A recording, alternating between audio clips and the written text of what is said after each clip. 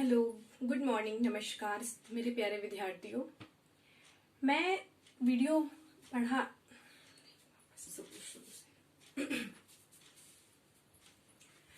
Hello, good morning, नमस्कार मेरे प्यारे विद्यार्थियों। जैसा कि हम पिछले 2 दिनों से बिजनेस स्टडी पढ़ रहे थे और मैंने देखा कि बाजार में यानी मार्केट में बहुत ज़्यादा वीडियोस हैं जो कि इंग्लिश मीडियम में हैं और मैं भी इंग्लिश मीडियम वाले बच्चों के लिए ही वीडियो बना रही थी। लेकिन मैंने सोचा कि ये बात ठीक है कि इंग्लिश मीडियम का क्रेज है और रहेगा भी, ठीक है, और अच्छा भी है कि हमें बहुभाषी तो होना ही चाहिए और हमें बहुत सारी लैंग्वेज की नॉलेज होनी ही चाहिए। लेकिन ऐसा नहीं है कि हिंदी मीडियम जो है वो बिल्कुल ही खत्म हो चुका है। हमारे कई विद्यार्थी ऐसे हैं जो सरकारी स्कूलों में पढ़ रहे हैं, ठीक है, और उन्हें जो है घर पे बैठ के कोई स्टडी मटेरियल नहीं मिल रहा है। तो मैंने सोचा कि मुझे आज हिंदी मीडियम वाले जो हमारे बच्चे हैं और जो बच्चे सरकारी स्कूलों में पढ़ रहे हैं जो फाइनेंशियल रूप से ज्यादा स्ट्रांग नहीं है, तो उनके लिए भी मुझे वीडियो बनानी ही चाहिए। अगर मैं जो ये वीडियो बना रही हूँ इसे लाइक मत कीजिए, सब्सक्राइब मत कीजिए, लेकिन उन बच्चों तक पहुंचा दीजिए आप जिनको इस वीडियो को देखने की जरूरत है, जिनको स्टडी मटेरियल चाहिए। तो यही मेरे लिए बहुत बड़ी बात होगी और मेरा जो है वीडियो बनाना सफल हो जाएगा। तो मैं ये फर्स्ट वीडियो हिंदी मीडियम वाले बच्चों के लिए आज बना रही हूँ, ठीक है बच्चों। तो हमारा फर्स्ट चैप्टर है प्रबंध, परिचय, क्षेत्र, विशेषताएं और इसका इंट्रो परिचय हो गया, ठीक है। तो चलिए पढ़ते हैं हमारा फर्स्ट टॉपिक, प्रबंध का परिचय, ठीक है। प्रबंध जो शब्द है ये कैसे बना, इसकी उत्पत्ति कैसे हुई, तो हम देखते हैं कि दो या अधिक का जुड़ना बंध कहलाता है। कोई भी दो या अधिक, चाहे वो व्यक्ति हो, परमाणु हो या कुछ भी हो, उनका जुड़ना जो है वो बंध कहलाता है। जैसे कोई भी दो परमाणु होते हैं वो मिलकर अणु बनाते हैं, जैसे H2+O, H2 होता है जो जल का रासायनिक सूत्र होता है। तो इसी प्रकार दो या दो से अधिक का जुड़ना बंध कहलाता है। और जब इस बंध के आगे संस्कृत का प्रय उपसर्ग लगा दिया जाता है तो ये जो शब्द है प्रबंध बन जाता है, प्रबंध। अब ये जो प्रबंध शब्द है ये कोई नया शब्द नहीं है। ये प्रबंध की जो प्रक्रिया है ये तब से चली आ रही है जब हमारी मानव सभ्यता जो है विकसित हुई थी। जैसे हमारी हम देखते हैं प्राचीन संस्कृतियां, उसमें सिंधु घाटी सभ्यता यानी इंडस वैली सिविलाइजेशन जो थी वो सभ्यता जो है सबसे प्राचीन मानी जाती है, जो कि विकसित सभ्यता थी, ठीक है। इसका जो टाइमिंग है वो करीब 8000 वर्ष पूर्व माना गया है, ठीक है। IIT खड़गपुर में एक शोध हुआ था और वो शोध जो है एक पत्रिका है विश्व प्रसिद्ध, उसका नाम है नेचर। वो 2016 मई 2016 में प्रकाशित हुई थी और उसमें यह लेख था, प्रकाशित हुआ था कि जो हमारी सिंधु घाटी सभ्यता थी ये मिस्र और मेसोपोटामिया की सभ्यता थी, जो कि अब तक सबसे प्राचीन मानी जाती थी, उन सभ्यताओं से भी ज्यादा प्राचीन थी, ठीक है।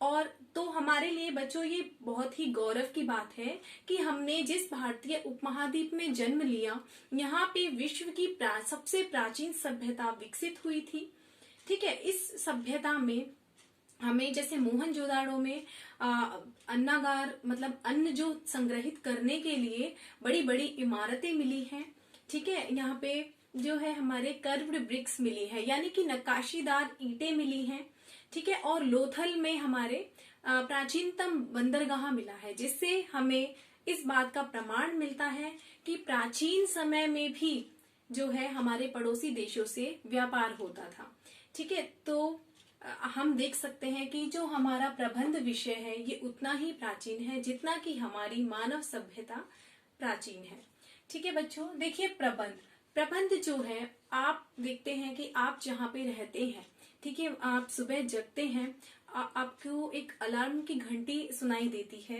उसके बाद टूथपेस्ट मतलब नहाना वगैरह, जो भी आपकी सारी डेली रूटीन की जो भी क्रियाएं होती हैं, ठीक है, उन सब में आप किस किस चीजों का यूज करते हैं। आप देखिए वो जो चीजें हैं आपको कौन प्रोवाइड कराता है, ठीक है। तो एक कोई भी बिजनेस संस्था, सरकार, उद्योग, कंपनियां ये सब प्रोवाइड कराती हैं। तो जो एक कंपनी होती है ये देखती है कि कहाँ किस व्यक्ति को किस चीज की जरूरत है, उसे कब इसकी चीज की जरूरत है, उसे कैसे उपलब्ध करवानी है, ठीक है, और उन वस्तुओं और सेवाओं को किस प्रकार से तैयार करना है जिससे कि हमें यानी कि अपने ग्राहकों को अधिकतम संतुष्टि प्राप्त हो सके, ठीक है। उसके बाद वो हमारा फीडबैक भी लेती है कि आप जो है इस वस्तु से कितने संतुष्ट हुए हो। तो ये जो सभी क्रियाएं हैं, ये जो सभी प्रोसेस हैं, ये प्रबंध के अंतर्गत आती हैं। तो प्रबंध के बिना ये चीजें संभव ही नहीं होती है, ठीक है बच्चों। तो प्रबंध हमारा जो विषय है बहुत ही इम्पोर्टेंट है एंड बहुत ही इंटरेस्टिंग सब्जेक्ट है, ठीक है। तो हम सबसे पहले इस प्रबंध का अर्थ जानते हैं, ठीक है। जैसे देखो पहले माना जाता था कि जो प्रबंधक होते हैं वो स्वयं कुछ भी वर्क नहीं करते हैं, सारा जो वर्क है वो दूसरों से कराते हैं, ठीक है। लेकिन आज ये जो अर्थ है इसका बहुत ही संकुचित रूप में लिया जाता है कि प्रबंधक जो है वो दूसरे व्यक्तियों से कार्य कराते हैं, बिल्कुल सही बात है, लेकिन वो खुद भी वर्क करते हैं। वो खुद क्या वर्क करते हैं? मैनेजरियल वर्क करते हैं, प्रबंधकीय कार्य करते हैं, जैसे नियोजन, संगठन, निर्देशन, ठीक है। और हमारा मतलब प्लानिंग बनाना, डायरेक्टिंग, निर्देशन देना, नियंत्रण करना, समन्वय करना, संगठन बनाना, ये सभी जो प्रबंधकीय कार्य हैं ये भी एक संस्था में बहुत जरूरी होते हैं और ये सभी कार्य एक प्रबंधक के द्वारा किए जाते हैं, ठीक है बच्चों। तो हम प्रबंध का अगर अर्थ देखें तो इसका क्या है? अन्य व्यक्तियों से कार्य करवाने की कला। अन्य व्यक्तियों से कार्य करवाने की कला तो है ही, ठीक है, लेकिन प्रबंधक भी मैनेजरियल वर्क यानी प्रबंधकीय कार्य संपन्न करते हैं, ठीक है। नेक्स्ट है न्यूनतम प्रयास या लागत से अधिकतम उत्पादन या लाभ प्राप्त करना। क्या कहलाता है? प्रबंध कहलाता है। यानी कि कोई भी बिजनेस की कोई भी जो व्यवसायिक संस्था है, व्यवसायिक उपक्रम है, वो हमेशा ये चाहती है कि उसका कम से कम लागत में ज्यादा से ज्यादा उत्पादन हो सके, जिससे उसे ज्यादा से ज्यादा प्रॉफिट अर्न हो सके, ठीक है, ज्यादा से ज्यादा लाभ वो कमा सके, ठीक है, ताकि वो मार्केट में सर्वाइवल कर सके और वृद्धि कर सके, ग्रोथ कर सके, ठीक है। तो न्यूनतम प्रयास या लागत से अधिकतम उत्पादन या लाभ प्राप्त करना ही क्या कहलाता है? हमारा प्रबंध कहलाता है, ठीक है। एक और अर्थ एक चीज से और समझ सकते हैं हम प्रबंध के अर्थ को। देखिए, निर्धारित लक्ष्यों की प्राप्ति हेतु नियोजन, संगठन, नियुक्ति, निर्देशन एवं नियंत्रण की प्रक्रिया ही क्या कहलाती है? प्रबंध कहलाती है। निर्धारित लक्ष्यों की प्राप्ति के लिए हमेशा जो कोई व्यवसायिक उपक्रम होता है, कोई संस्था होती है, उसके हमेशा निर्धारित लक्ष्य होते हैं जिसको अचीव करने के लिए वो निरंतर प्रयास करती रहती है, निरंतर वर्क करती रहती है। इन लक्ष्यों की प्राप्ति के लिए नियोजन करना यानी कि प्री प्लानिंग करना, हमें कब करना है, कैसे करना है, कहाँ करना है, किस तरह से वर्क करना है, ठीक है, नियोजन करना। संगठन करना, कोई भी एक अकेला व्यक्ति वर्क नहीं कर सकता, उन सबको मिलके वर्क करना होता है, इसलिए संगठन करना। नियुक्ति करना, ठीक है, कौन सा व्यक्ति किस वर्क को अच्छे से कर सकता है, उसमें क्या उसकी क्षमताएं हैं, क्या उसकी योग्यता है, उसके आधार पर उसको वर्क को सौंपना, ठीक है। तो उस हिसाब से उसकी जिस व्यक्ति की जहां जरूरत है उसकी नियुक्ति करना। निर्देशन करना यानी समय समय पर प्रबंधक को निर्देश देने होते हैं कि किस प्रक्रिया को पहले करना है, किसको बाद में करना है, कहाँ से वर्क स्टार्ट करना है, कैसे करना है, कितने लोग करेंगे, कब करेंगे, तो निर्देशन देना। नियंत्रण करना, ठीक है, संस्था में नियंत्रण की भी बहुत आवश्यकता होती है जिससे कि हमारे वर्क में दक्षता आ सके यानी एफिशिएंसी आ सके और इफेक्टिवनेस आ सके, यानी कि वर्क टाइम पे भी हो सके और उसकी कॉस्ट भी कम से कम आए, ठीक है, और कर्मचारियों के संबंध भी अच्छे बने, रिलेशन वगैरह आपस में, और वो कोऑर्डिनेट होके वर्क कर सके, ठीक है। तो इन सब की जो प्रक्रिया है यही क्या कहलाती है? प्रबंध कहलाती है, ठीक है। अब हम प्रबंध के जो अर्थ है उसको कुछ परिभाषाओं से देख सकते हैं। जैसे एक थे मैरी पार्कर फॉलेट, उन्होंने क्या कहा है, दूसरों से कार्य करवाने की कला ही क्या कहलाती है, प्रबंध कहलाती है। प्रबंध में दूसरों व्यक्तियों से कार्य करवाना बहुत ही ज्यादा जरूरी होता है, क्योंकि एक अकेला प्रबंधक सारा वर्क नहीं कर सकता।